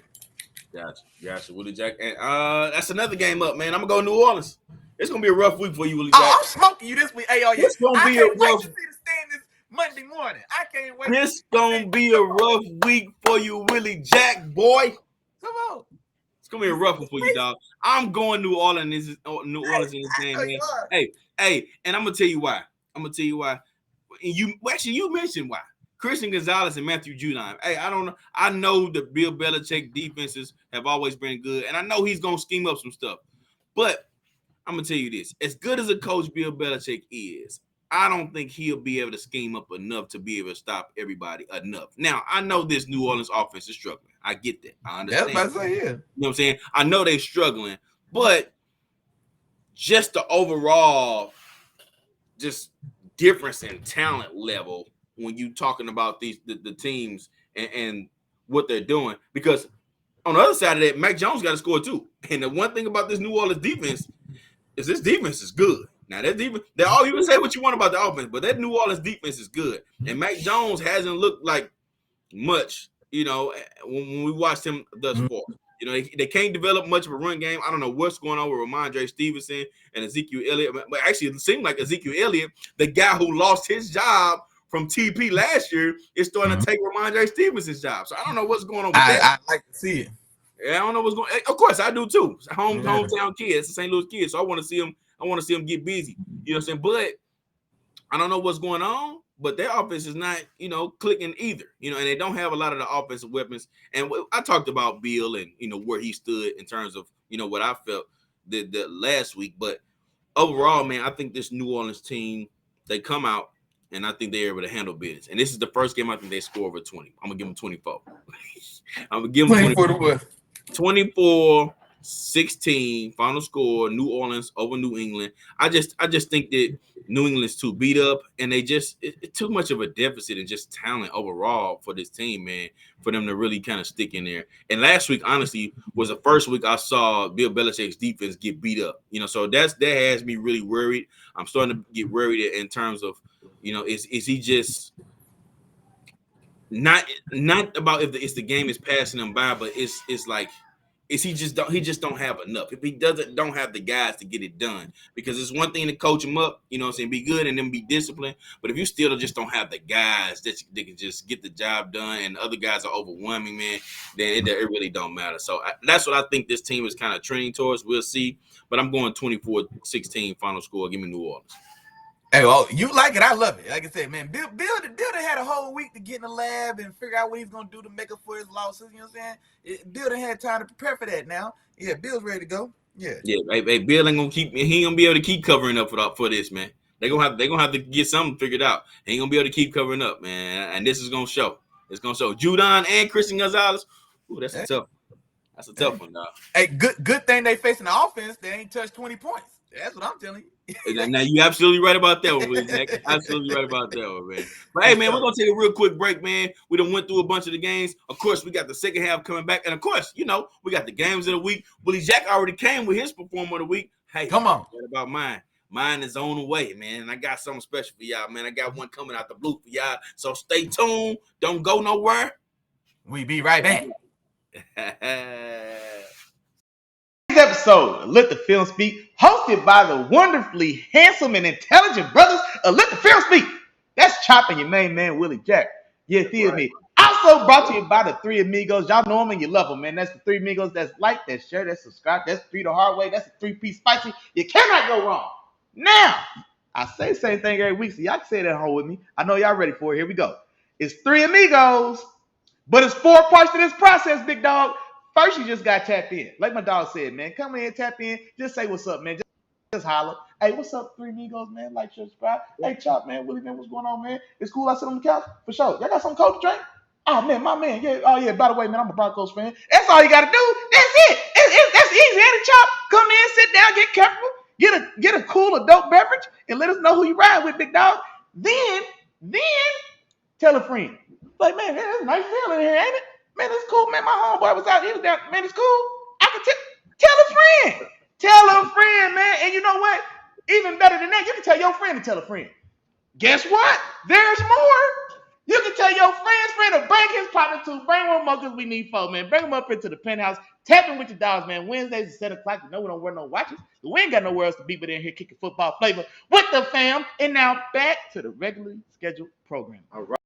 All right. And it's only one way to kick this show off, man, with a second half, man. Come on. I gotta start off with my dog squad. It's a divisional matchup, man. It's a lot of smoke in the city, man. It's a lot of smoke in the air, Willie Jack. I heard my dog Black talking in the comments. You know what I'm saying? Talking about Lamar this, Lamar. Man, I get tired of hearing this cat, man. So I know you do. I know you do. Hear him talking about Lamar this, Lamar that. Lamar got 4 rushing touchdowns. They keep talking about these quarterbacks that ain't won nothing and this and that.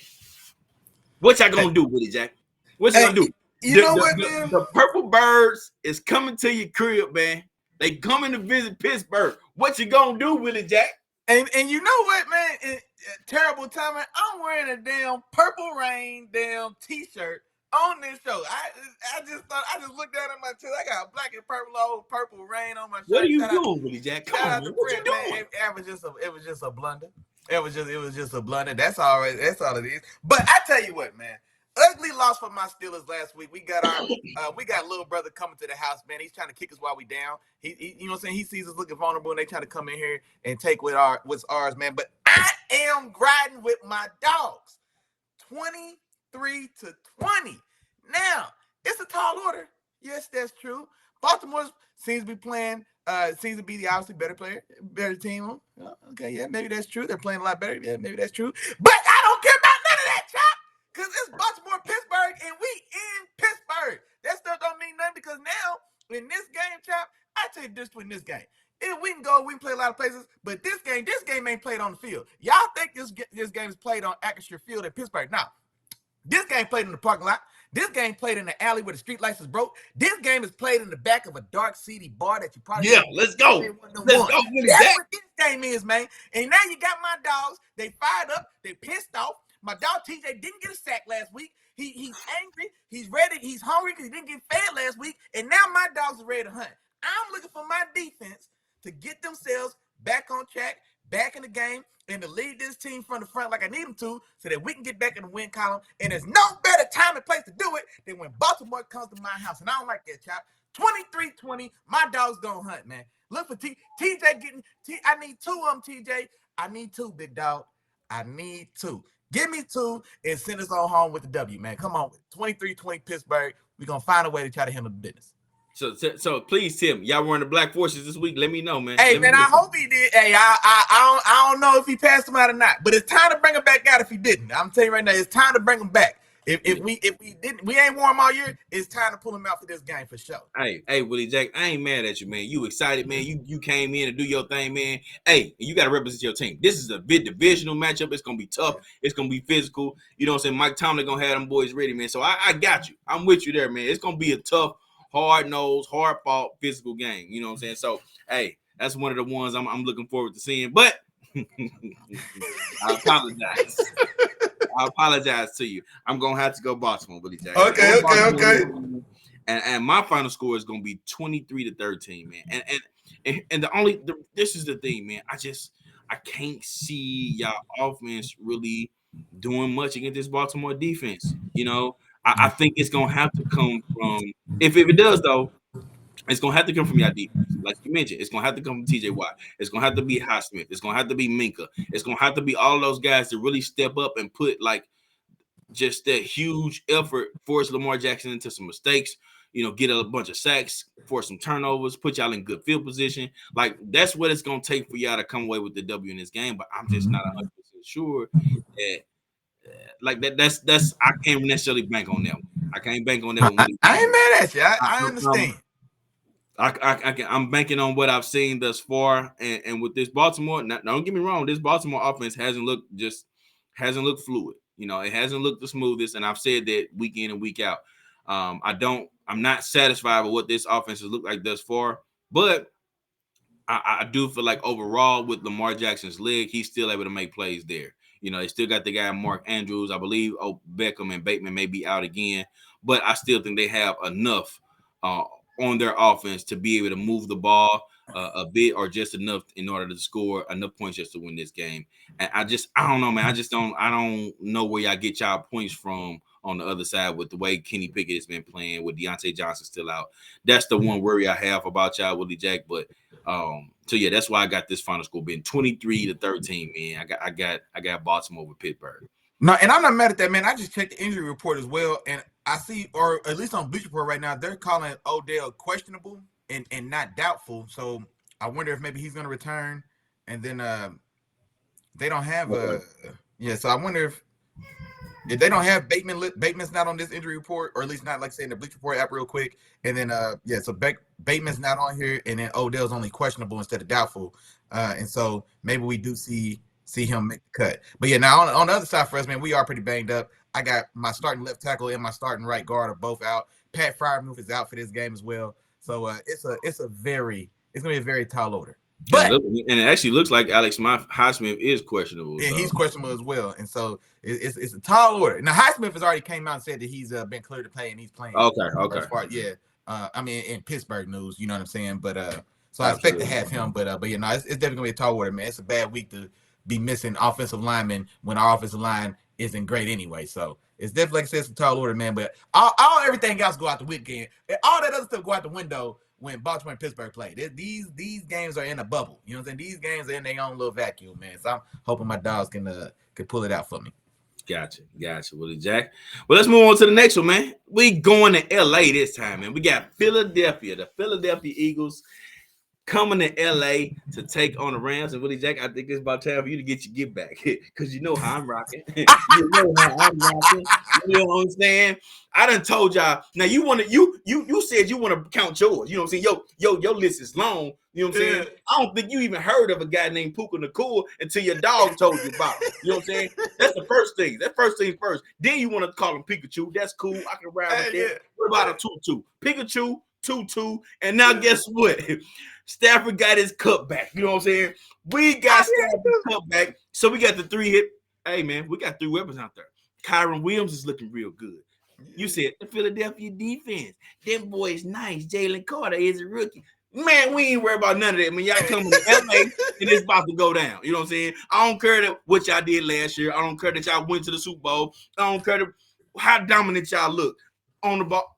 Hey, y'all coming to LA, dog.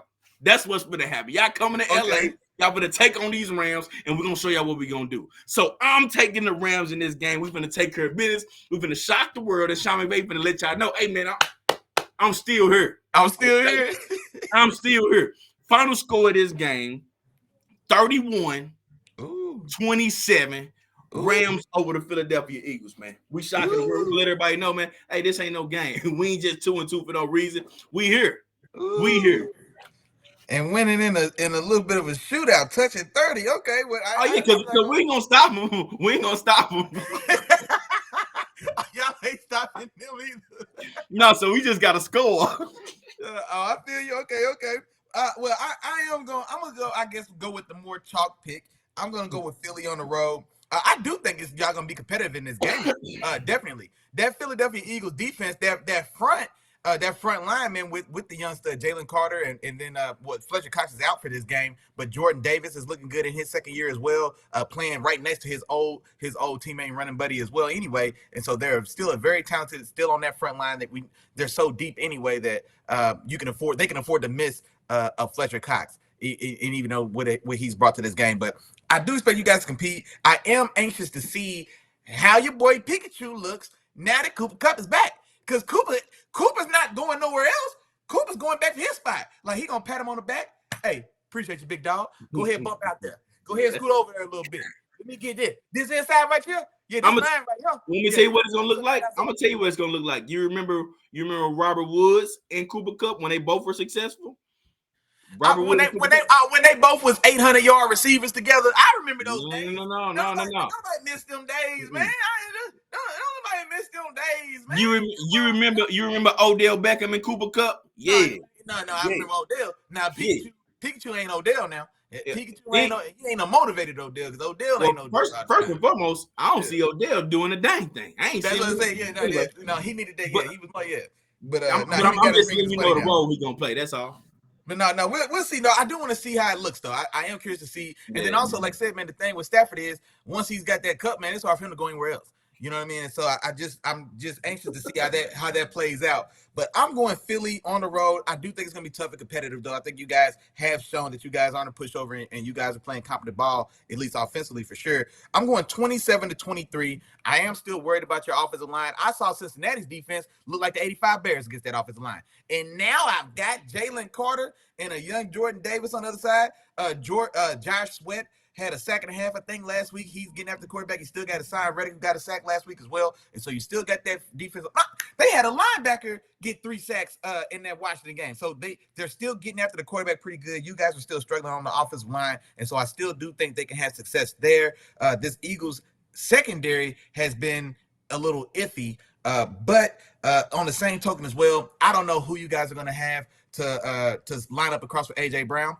And it ain't gonna matter because A.J. Brown is definitely in his bag right now, man. A.J. Brown in his bag and anything in his way getting cooked. And so I think he may be the difference maker in this one for me. But I'm going 27-23 Philly. And I do think this is going to be a good, entertaining game to see, though. Hey, and Jason Kelce, nice, ain't he? Jason Kelce. Hey, I didn't get to. Hey, but I can't. Hey, Kelce been moving furniture now. This different. This different. Moving furniture now. This different. This different. This ain't Vita Vea. This different right here. I'm trying to tell you, boy. He was moving couches. Boy, he was just like, hey, man, where y'all need me to put this one at? Oh, okay, yeah. It was looking like that, man. So yeah, I'm ready to see Kelce and your boy AD go at it, man. Yeah.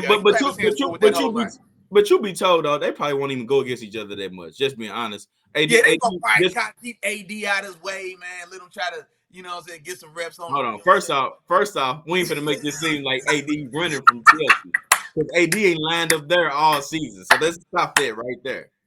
And even if he did, I don't think Kelce want them issues. I don't know if he want them issues. Kelce will tell you he don't. Kelce will tell you he don't want those problems. Yeah, I ain't mad at him. Yeah. Man, let's keep on pushing, Willie Jack. All right, let me get back to my reality, man. I'm riding with my LA squad, man. Let's go to Arizona, man. Cincinnati is going to Arizona to take on the Cardinals. And who you got in this one, Willie Jack? And you know what? Oh, go ahead. Go ahead. Okay. Go ahead. Now, and I was gonna say, strangely enough, that Tennessee-Indianapolis game is the game I couldn't pick. And then this Cincinnati-Arizona game, man, I haven't picked it because honestly, I mean, we know the names, but we know you are with old boys. Man, sometimes you are what your record says you are. Yeah. And so this is a team that's still struggling to kind of find their way. We already know that we know all the cliche. Not cliche, but we know all the storylines and taglines with this team. You got a banged up Joe Burrow. Hey, is this a toilet bowl? You know what? It could be, but you know what? No, instead of calling it a toilet bowl, I'm going Arizona in an upset. I don't even know if I can call it an upset, but I'm taking Arizona in this game. I'm taking the scrappy, feisty, young, the young team. They got the new young rookie coach. Nobody gives us a chance. We're playing with house money. Every week, Arizona's playing with house money. Because if they win, it's like, oh, damn, them boys out there scrappy, ain't they? They winning. And if they lose, it's like, okay, cool. Y'all should lose so you can lock in the number 1 and number 2 pick. Arizona can't lose. If they win, they overachieved, and if they lose, then great. You're one step closer to getting that first overall pick. So, like I said, Arizona's playing with house money. I really do like I think I shouted them out 2 weeks ago with Jonathan Gannon, that coach coming over here. This team's here to compete. They're not laying down for anybody. We may only win 3 games, but we didn't lay down for 14. We got beat for 14. We didn't lay down for 14, if that's what the record ends up being. So they're going to go out, they're going to fight, they're going to compete, and they're at home against a struggling Cincinnati team. And this Arizona team, they do bring pressure. They do find a way to get after the quarterback, and that could be the case in this game against Cincinnati. I'm going to go with the hometown Cardinals. I'm going to give you a score here shortly. I'm going to go 26-20. 26-20, Arizona getting it done and getting a dub against Joe Burrow's Cincinnati Bengals. Gotcha, Willie Jack. And hey, I ain't mad at that one, man. I ain't mad at it at all. But what I'm really loving though is all these differences. I tell you, I'm been running up on you. I already told you, I've been running up on you, boy. Bruh, I'm about to stretch this lead, bro. That's what I'm about to do. I'm about to stretch this lead. I'm about to say, Willie, get on back. And I'm gonna make it a long road for you to try to get back into this game, man. And I hope some of these other guys are listening to you right now in this chat. You know what I'm saying? As this game is going on between Buffalo and Jacksonville right now in the fourth quarter. It's about 2 minutes left. Buffalo got the ball. It's a tie game. I think I just made it up. We'll see. It's a tie game. Big Josh got the ball. We're gonna go down and score. We get this W. So anyway, yeah, man. So I'm going Cincinnati in this one, and I think this is the one that Cincinnati comes out. I think this is the one they come out and they ready to play and they're ready to party and they're ready to do their thing. T. Higgins is probably not going to play in this game, so I expect this game to be a whole lot of Jamar Chase. You know what I'm saying? We saw Jamar Chase last game on the sideline like, look, man, I'm open. Get me the rock. You know what I'm saying? I'm open. Give me the rock. The last time we seen a guy do this, he was over in Philadelphia. And the next 2 games, the boy had like 175 and another one with 160 with 4 touchdowns. So big Jamar Chase to get his, you know what I'm saying, in this particular game. Just a little sprinkle. Ain't my performer of the week. Just a little sprinkle. But I expect the Cincinnati to come out in this game and really show their superiority. Yeah. Superiority. There we go. I expect them to come out and show that in this particular game and show that they are really a team to be reckoned with, man, and really kind of silence the talk of Arizona being this scrappy and this good team. I think Cincinnati gonna come out and win this game 27-17. That's my final score of this one. They're gonna show that there is a difference between this particular team and some of the other teams, and they're gonna separate themselves from what their record looks like right now. Hey, this would be the week to do it because they ain't got too many weeks to lay down, man. They ain't got too many help. They ain't got too many more to take. So yeah, this could be what they're 1-3. The Bengals, yeah, both teams 1-3. Yep. Yeah. So yeah, man, Bengals get the 1-4, man. We getting a week or 2 closer to go ahead and shutting Burrow down. Is what it sounded like, man. They keep it up, so they need this one for sure. Absolutely. All right, Willie Jack, let's go on to the next one, man. We got the New York Jets going to Denver to take on the Broncos. Now, this one could be a toilet bowl. This is the one we can talk about as being a toilet bowl, but I don't know. We have the New York. I don't know. It's a bunch of shit. Don't worry about it. Either way, the Jets go to Denver to take on the Broncos. Broncos coming off their first win of the season this past week against Chicago. Man. That gift. They stuck with it and they fought. You know, and they came back and got the W. The New York Jets, man, coming off of a game where they was just this close from being able to have a chance to knock off the Chiefs and get their win against them. And I think this is an important game for both teams. You know, for the Jets, this is a game you need to stay in it to still keep yourself having a chance to possibly compete for a possible playoff spot. And for Denver, you need this for a couple reasons. Not only to have a chance at a playoff spot, but to also save face, to show that you are a better team and better than what you were last year. So both of these teams got a lot going on and they need this W. But I'm going to Jets in this one, okay? And the reason I'm going to Jets in this one is for one specific reason. I heard a report that the snap counts. Oh man, am I froze? Yeah, I was just messaging you that you froze. if you want to go ahead and give me your score and then maybe refresh. Well, I was trying to give you two things because there you go. I heard a report that the snap counts are off for Breece Hall. Okay, so with the snap counts off of Breece Hall, this Denver defense is giving up 171 rushing yards a game. Breece Hall, your performer of the week this week, man. Ooh. Breece Hall is about to eat, man. Give him 175 yards from scrimmage in this game and give him 2 touchdowns. Give him 175 yards from scrimmage, 2 touchdowns. The New York Jets win this game. I got a final score of 24 to 20. New York Jets win this one on the road. Okay. And then why you doing this, Willie Jack? I'm gonna try to back out and come right on back. That's what I figured. And so while Chop was working on his camera and get that going, surprise, I'm also taking the Jets in this one. So I thought this was gonna be another game I pick up on Chop. And I thought he would go Denver at home, but I'm also going with the Jets, man. I think there were a lot of positives from that last week's game against the Chiefs, like I said, and a loss. But I think this may be the game that we finally can see Zach Wilson maybe build a little bit of confidence, and also that team maybe start to maybe gain a little confidence in him as well. And so that's what I'm hoping for. I'm hoping they build off of the positives that we saw from Zach Wilson in last week's tough loss to the Chiefs team, and now you get a Denver Broncos defense that just fell off the planet. I don't know if I've seen a defense that had been for the couple years prior a pretty stout bunch and just completely fall off the map the way they did.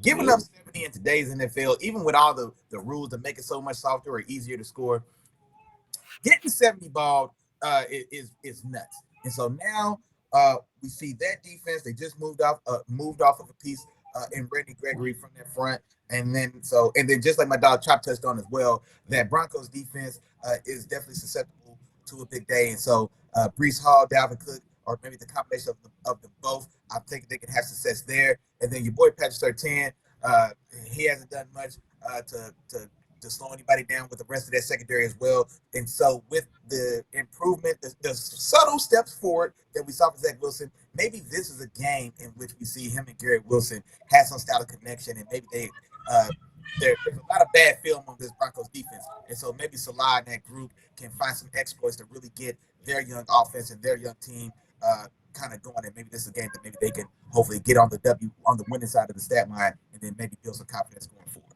Okay, so just to make sure. And 24-7, yeah, just 24-17 was my score. Yeah. Okay, gotcha. I'm with you there, Willie J. Yeah. On to Minnesota, man. We got Kansas City. The Chiefs are going to Minnesota to take on the Vikings. Willie Jack, what about this one, man? Who you got in this one?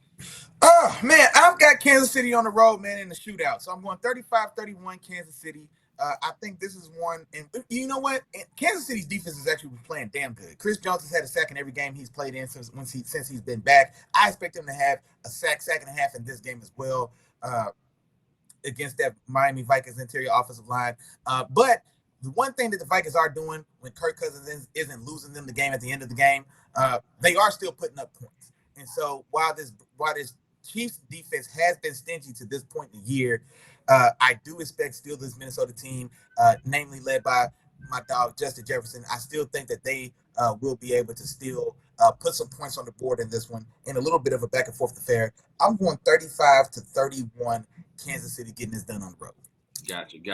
And I'm going KC as well, Willie Jack, but I'm going 34-24. And the reason why I'm going with that score, man, I feel like this is going to be a game where Minnesota, it looks like they're going to be able to keep up, but then Kirk Cousins makes a crucial mistake to kind of let the Chiefs kind of spread that lead out later in the game. But yeah, I'm going 34-24 in this game. I just think this for one, I don't see any way possible this Minnesota defense is going to be able to stop this Kansas City team. But on the other side, I think this KC team will be able to cause this Minnesota offense to make a few mistakes. I expect Chris Jones to get a little pressure, and cause Kirk Cousins to throw. I got Kirk Cousins throwing 2 interceptions this game. He's going to throw 2 interceptions. One is going to be a little bit earlier in the game. The other one is going to be crucial towards the end of the game and really kind of seal the deal. That's what I kind of see this being. In terms of them being able to rush the ball, I'm still trying to see what Minnesota is going to be able to do. Like they got Alexander Madison. He's been the lead guy thus far, and he's so far the last 2 games has shown that all right, he can possibly be a lead back for this team. But then Cam Akers is slowly starting to get, a hold of this offense and slowly starting to get involved in this playbook. So I wonder, is it going to be a two-headed monster type of backfield, or is it going to be something where Cam Akers eventually takes over this spot? Justin Jefferson is Justin Jefferson.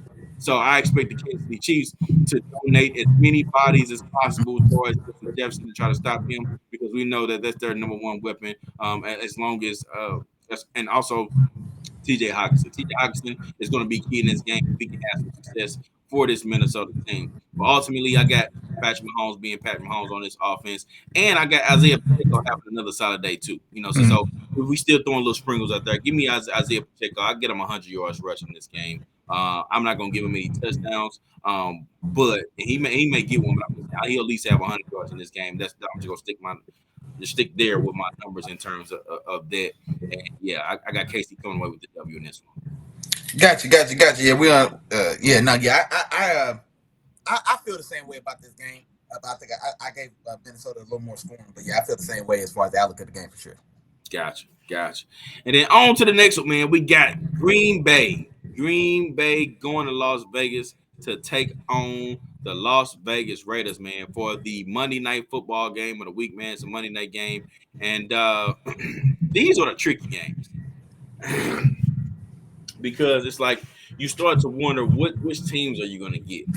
Now, Jimmy G has clear concussion protocol, so he will be back this week. He had both his weapons. And I think Josh Jacobs is starting to finally get it going in terms of the run game. Green Bay, they had a rough showing this past week against Detroit. And I believe it was a Thursday night game. Well, yeah, it was a Thursday night game last week when this Green Bay team kind of went to bed against Detroit. And Detroit had a good game on the ground against them. That's when Montgomery ran for 130 yards, 3 touchdowns. And that's not normal. That's not what we normally see from this Green Bay defense. So I'm anxious to see what we're going to see from this Green Bay team. And if they are a team that, they turns out to be, you just don't know what you're going to get in this one. But ultimately, I'm going to go Green Bay, man. Go Green Bay. I got Matt LaFleur, just like you're a fan of your boy over in Tennessee, man, and Mike Vrabel. I got my boy Matt LaFleur bouncing back in this game, getting his team ready. Having those few extra days is going to count for this particular team.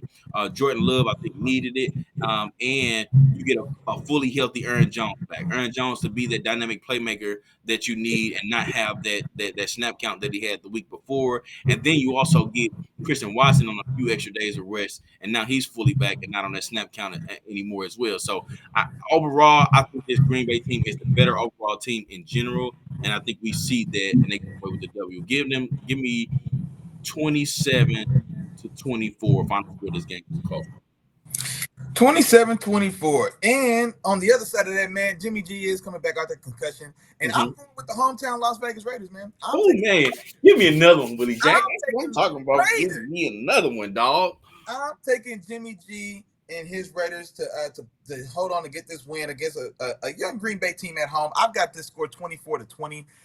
And honestly, talking about up and down or inconsistent play, that's what I feel like I'm saying for Jordan Love, because he's stayed around 50, 55, 56% as far as completion percentage goes. But what's been happening in the games that they've won, namely that New Orleans game, and then also their other win early in the I can't remember now, but he was pretty spotty, and then he'll have a streak or a stretch, and it's namely been in the second half of the games when the games are on the line, or when the time is running short, and then where he's kind of went on a hot stretch and kind of he may be 6 for 14 in the first half, and then in the second half, or maybe in a good stretch of the fourth quarter, whatever the case, he goes like 8 for 11, and he marches right down the field, and he throws a beautiful touchdown pass or hits a deep seam or something. He'll have a stretch there where he gets pretty hot.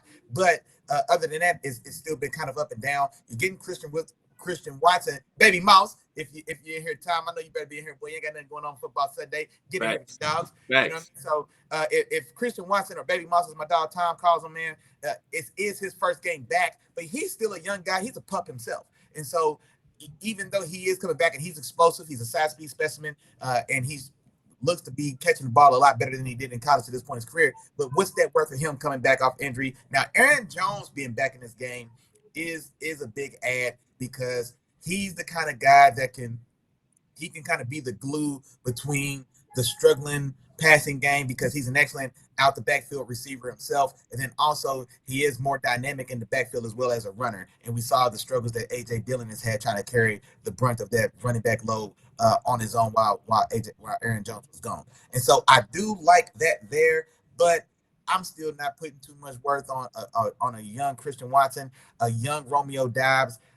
He's been the guy with Watson out, and he really hasn't hit the stat sheet in any major way. And then you've got another rookie in Jaden Reed, who's splashed for a time or two. But this, all in all, is a and not an overly talented receiver room, and is definitely an underproducing passing game as a whole. That defense as well, they haven't played their best ball, and I'm not sure what's going on with the defense, because you still got Rashawn Gary, you've got Quay Walker, the young linebacker they took last year, you've got Devontae Wyatt, the young guy on that line from Alabama, or no, from Georgia as well, as a stud. I mean, so they still got names there, but they still haven't just played to the names on the back of those jerseys on the defense either.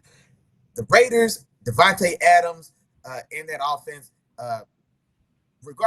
one thing Jimmy G can do, he can get Devontae Adams the ball.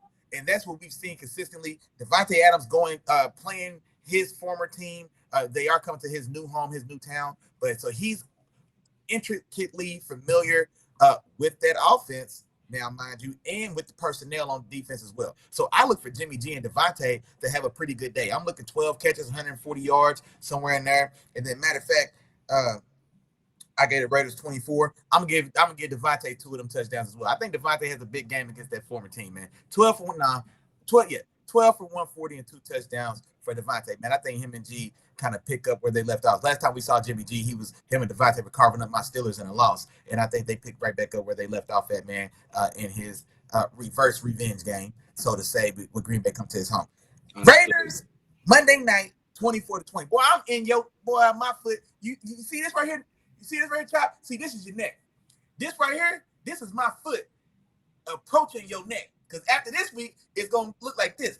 My foot, your neck, after this week's games. I just want you to be prepared. But I know you're going to be losing, so I ain't going to even worry about that. But the BITB talk, I like that. You know what I'm saying? BITB talk, the 12 for 142 tub. Yeah, that's BITB talk. That's cool. You know what I'm saying? I'm glad you're rocking with. And you know what? I thought about reminding you of your L's, but I ain't gonna remind you because apparently you think you ain't got no L's. I almost reminded you of your L, but I'm gonna let you lead. Y'all might as well call me Willie Diamonds, man. But Willie Diamonds. I can see the shit. You see this? It's a third eye. Y'all can't see it because it take a third eye to see a third eye, so y'all can't see it. But just know it's right there. Willie knows, man. Well, film, fam. I'm not gonna remind y'all. I'll talk to y'all about my dog's prediction about AJ Dillon. We're just gonna skip past that, but we're gonna keep on going. Come on with it.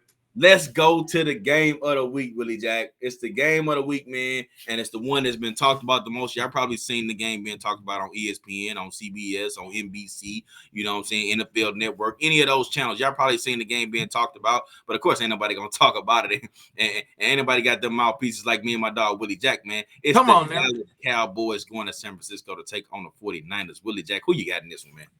Man, I'm taking the San Francisco 49ers, man. I'm taking Christian McCaffrey's San Francisco 49ers. My dog done broke Jerry Rice's record.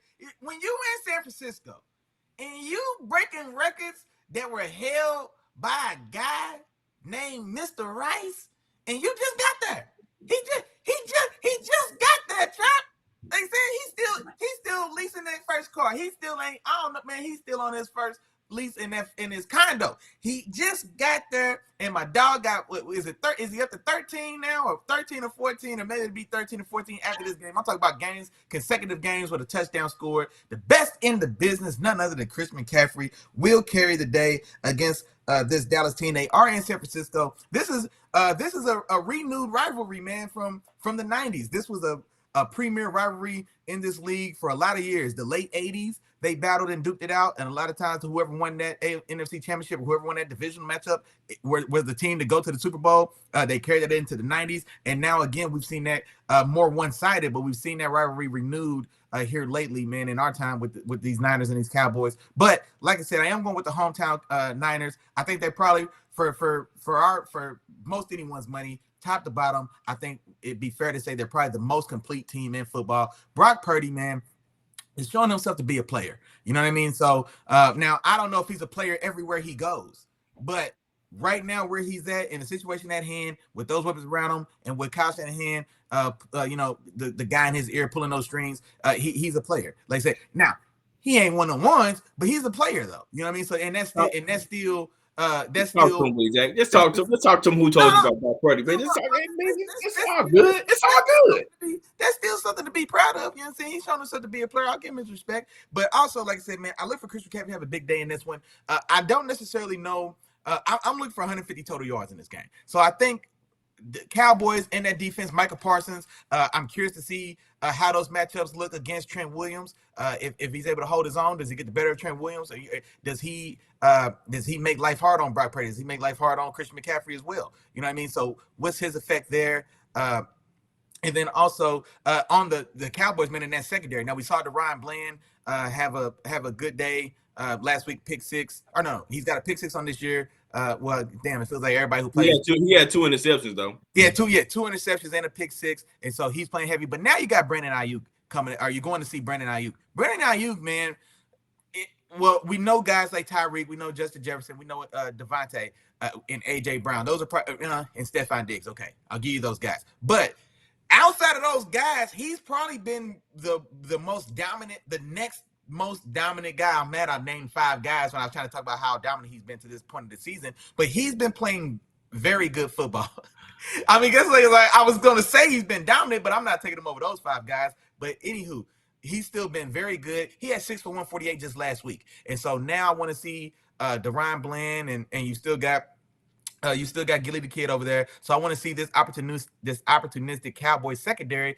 How do they fare against Ayuk and the work he's been putting in, man, on the receiver side? Debo normally has a big impact on these games, being the all-around weapon. So we've seen him crush the Cowboys' dreams as a running back in these matchups, as a screen artist in these matchups. As a guy, give it to me for 2 yards and then put a couple guys in front of me and we're going to pump return left, we're going to pump return right. So Debo can have a big effect in this game as well if history serves its purpose. And then also, man, with this Niners defense and Dak Prescott, who is still not afraid to turn the ball over now. You know what I mean? That's still always going to be there. And if they're able to get after him like we know they can, with Nick Bosa, with Javon Hargrave, you've got Tyler who found you in the back end of that defense. You've got Fred Warner in the middle of that defense as well. And so this is going to be a very tough matchup on both sides of the ball for Dallas, whereas I think San Francisco still has a tough task at hand as well. But I definitely think that they have the edge in all 3 phases of this matchup, and I'm going with them to handle their business Monday night. Or excuse me, that's the Sunday night game, I believe.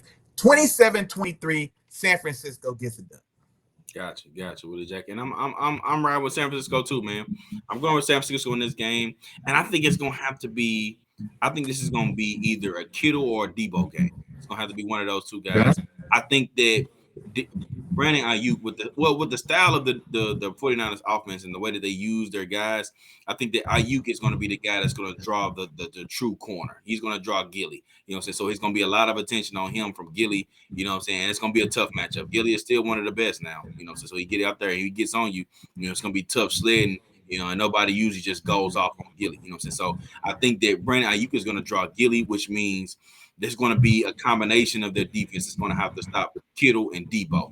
Okay, I don't necessarily see this being one of Christian McCaffrey's game. I could see him maybe touching 100 total yards between receiving and rushing, but not necessarily being one of his games where he's going off 100 yards on the ground, 75 on the ground. 75 in the air, and having one of the big games that we've seen in the last few weeks. I think they kind of do a solid job of bottling him up as much as they can. He probably makes a couple plays here and there, but it's going to be Kittle and Debo that's going to have the biggest plays in this game. I think it's going to be hard to stop each and every one of those. And I really just think it's going to be on the game plan too, because Kittle could also be used a lot for blocking and being that guy can help double teaming on Parsons, depending on what side he's rushing off of, doing a lot of chipping, catching a lot of the delayed, delayed flat routes from Kittle because he just came off a chip. So you can see a lot of that, which means it's going to be a Debo game. So I think that's what we're going to see a lot from that offense. I think Purdy is equipped to do what he needs to do, just like they did last year in the playoffs. And I think San Francisco comes away with the W in this game. On the other side of the ball for Dallas, it's going to be, can you throw Purdy off? Can you make Purdy or force Purdy into some mistakes? And if you can, what can your offensive line do against this 49ers defensive line? Because that's going to be a tough matchup. And I think that's the more intriguing matchup. Can you open up some holes for Tony Pollard to really rush and be successful and be efficient against this San Francisco 49ers defense? Because if it's one thing that this defense can do, is they can stop the run. You know what I'm saying? That's one thing they can do. And as far as their passing weapons, you got CeeDee Lamb and Brandon Cooks. Where you at? Can you show up? Can you step up and do your thing? You know what I'm saying? So I think that the 49ers are just better equipped in this particular game to handle business. And plus, it's going to set me up for later on in the season, man. I told y'all who was going to the Super Bowl out of the NFC. So, of course, 49ers is going to get this one. You know what I'm saying? But if they match up in the playoffs, man, Dallas is going to get the second one. So right now, give me the 49ers in this particular matchup. And the final score is going to be, give me 26. 20, no. Give me 27-24, man. That 3-point game. 27-24. Dallas wins this one. I'm sorry, San Francisco, not Dallas. San Francisco wins this one 27-24. See, you threw me off a little bit. You was talking about your Super Bowl prediction. I'm like, oh, okay, it's going Dallas. And he said, I'm just setting it up. I'm setting it up, man. Everything is copacetic right now. I'm cool. I'm just setting it up for later, man. So y'all just stay tuned, man. I keep telling y'all, holla at your boy Chop, man. Holla at your boy Chop. Chop gonna give you what you need. You know what I'm saying? Willie gonna give you what you want. I'm gonna give you what you need. You know what I'm talking about? So we gonna see Monday, man. I done caught what? I done made up 7 games on you this week, man. I done made up 7 games on you this week. I think, man. Bruh, I just RKO'd you this week. I just came. You was standing, walking down the street. I came out of nowhere, off a table out of nowhere, and I caught your head and RKO'd you because it's over. You know what I'm saying? 3 count. It's over. I'm about to put you down, bro. Hey, I'm not gonna lie. Hey, this week, man. You know what I mean? You know what I'm saying? I stepped out. I feel like I've been sparing y'all these last couple weeks, man. I've been trying too hard. I think I've been going a little bit too much book, man. Sometimes you just gotta feel it, Chop. So I done left about 8 games on the table to this point in the season. I said, you know what? Y'all done had enough of a lead. It's time for me to go ahead, put my running shoes on, and get my race started.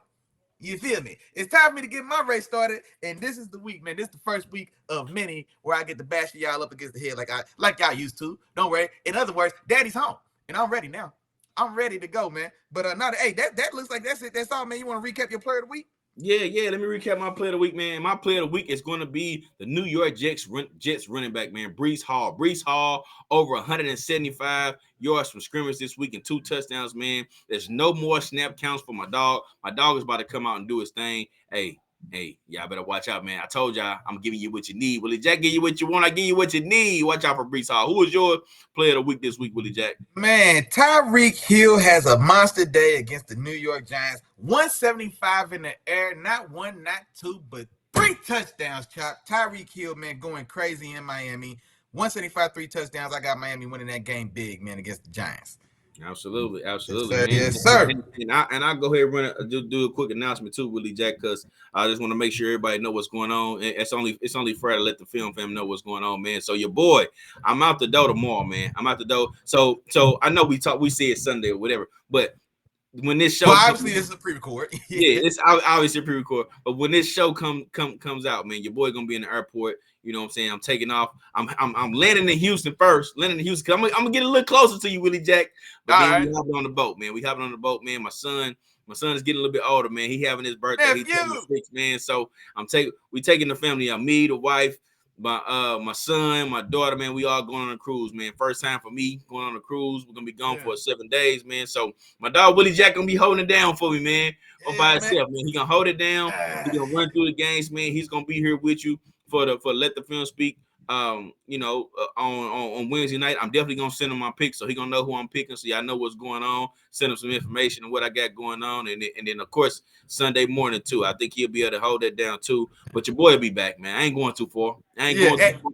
I just need to get my kids and take care of the fam. You know how it goes, some quality family time is much needed. And then you heard what he just said. That means film. I need y'all to come through strong for your boy, man. I need you to show up and show out for your dog, man. Help keep me company, man. My dog Chop, he gonna be somewhere in the ocean in Mexico, man, enjoying his quality time with the wife. Maybe he can find some activities for the kids or something like that and enjoy themselves. Hopefully, nephew, man, happy birthday to you early. Love you, little bruh. And I know you're gonna enjoy yourself, man, on y'all ocean adventure. So happy for you and the family for sure. Absolutely, man. So we're gonna hold it down there. But other than that, Willie Jack, we gave y'all what y'all needed this time, though. Hey, there it is. Hey, it's 11:51, man. It's about to be 11:52. You know what I'm saying? Y'all need to go ahead. Y'all got 3 minutes. Y'all got to get them picks in now, man. Better get the picks in. We gave y'all all the information. I know y'all probably confused because me and Willie Jack was going both sides. Yeah. But if you want to win, put Willie in. Come on. Put Chop in. You know what I'm saying? So that's how we gonna rock it, man. Willie Jack, that's it. Let's all, man. Rappers on up, big dog. Let's go, man. Hey, Sunday football is here, man. Everybody should be excited, man. Everybody's ready to see their team kick off and do their thing. Like my dog said, man, you got 3 minutes to get your picks in. We already gave the players. We went through all the games. That's it, and that is all we have came. We have saw. We have conquered. Now, everybody, sit back, relax, buckle in, get your cool adult beverage, get a wife and kids something to do so they can stay out your way. Find your favorite spot on your favorite couch and pull up your game on your big TV and enjoy yourself. Have a ball. Be safe. We will see you. I will see y'all Wednesday. Until then, y'all be safe. Y'all be smooth. Y'all stay safe. Peace.